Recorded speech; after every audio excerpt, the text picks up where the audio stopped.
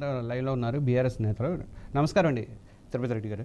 అయితే మీరు అంటే ప్రజాస్వామ్యంలో పోరాటాలు ఎవరైనా చేసుకోవచ్చు, కానీ హింసాత్మకంగా ఇట్లాంటి చర్యలు, ఇలాంటి కామెంట్స్ చేయడం మీద మీరేమంటారండి?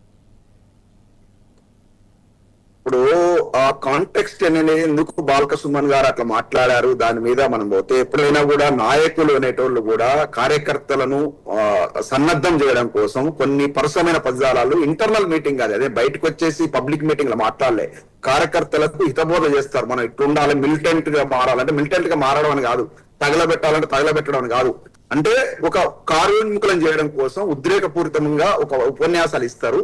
అది మనం గతంలో కూడా చాలా మంది నాయకులు చాలా మాట్లాడే విన్నాం.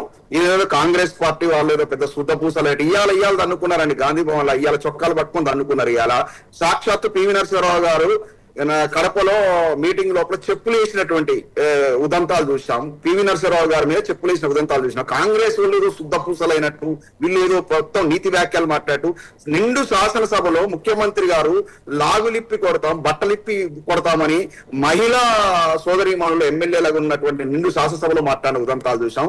కనుగుడ్లు వీక్ గోళీలు ఆడతాం, పేగులు మెడలేసుకొని పోతాం, లాగుల తొండలు వదులుతాం, ఇట్లాంటి ముఖ్యమంత్రి గారి భాషను చూసాం. ఈయన నాయకత్వంలో పనిచేస్తున్నటువంటి కాంగ్రెస్ నాయకులు ఇవాళ శుద్ధులు చెప్తా ఉంటే నాకు నవ్వాలో ఏడవాలో అర్థం కాని పరిస్థితి వస్తా ఉంది. దిక్కుమాల రాజకీయానికి, హత్యా రాజకీయాలకు, గుండా రాజకీయానికి, రౌడీ రాజకీయాలను ఉసిగొలిపినటువంటి, నాంది పలికినటువంటి ప్రభుత్వమే కాంగ్రెస్ ప్రభుత్వం. ఇవాళ శాంతి భద్రత లేకుండా పోయిన తెలంగాణ లోపల పట్ట పగలు నగల దుకాణాల్లో దోపిడీ చూస్తున్నాం.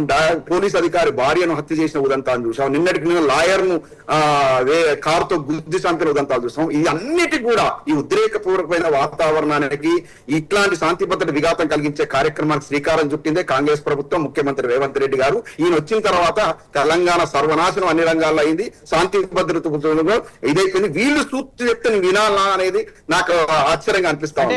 వీళ్ళు అలాంటి సూక్తులు కాంగ్రెస్ వాళ్ళ అసూక్తులు చెప్పేది, కాంగ్రెస్ వాళ్ళ అశుద్ధులు చెప్పేది. ఇప్పుడు ఇవాళ అనుకున్నారు మానవతరాయన స్పందించాలి, ఇవాళ గాంధీ భవన్ చొక్కాలు పట్టుకుంటూ అనుకున్నారు. వీళ్ళు మాకు చెప్తారు.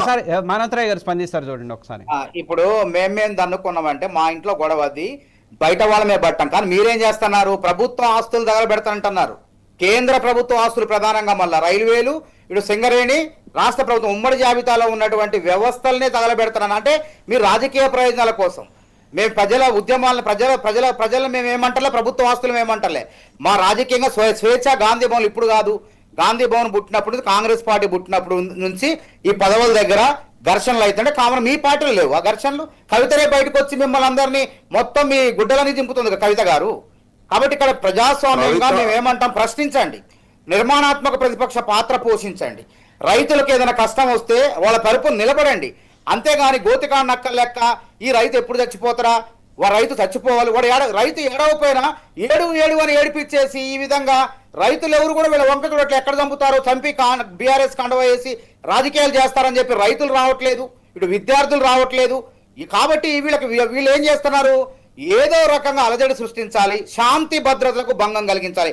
ఎంత పెద్ద నేరం అండి. ఇలా బిఎన్ఎస్ ప్రకారం సెక్షన్ 61 ప్రకారం, 192 ప్రకారం, 324F ప్రకారం అసలు దీనికి నాన్ బెయిలబుల్ కేసు ఇది.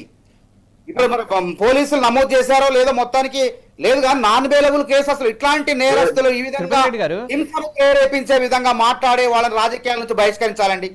ఇట్లాంటి వాళ్ళని ప్రోత్సహించే పార్టీలను అసలు ఎన్నికల్లో పోటీ చేయకుండా ఎన్నికల సంఘం తమ నియమావళిని సంస్కరించాలని చెప్పి మేము కాంగ్రెస్ పార్టీ తరఫున డిమాండ్ చేస్తున్నాం. తిరుపతి రెడ్డి గారు, మీరు కొట్టుకోండి, మేమేమో మాకు సంబంధం లేదు, కానీ ప్రభుత్వ ఆస్తులు తగలబెట్టమని ఎవరు చెప్పారు మీకు?